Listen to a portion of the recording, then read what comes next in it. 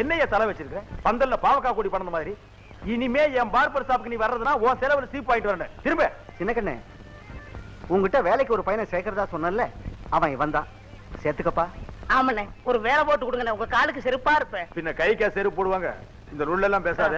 இதுக்கு முன்னால எங்க இருந்த? திருப்பதி, திருத்தணி, பழனிலங்க. அங்க என்ன பண்ண? ஸ்டெப் கட்டிங் வெட்டிக்கிட்டு இருந்தாங்க. அங்க எதுல ஸ்டெப் கட்டிங்? ஒரே டைப் கட்டிங் தானே? அது இல்லங்க, 3 கோயில் மலை மேல தானே இருக்கு. அங்க போகும்போது ஸ்டெப்ல தானே போகணும். அந்த ஸ்டெப்ல உட்காந்து கட்டிங் பண்ணிக்கிட்டு இருந்தாங்க. ஓ ஸ்டெப் கட்டிங் அப்படியா?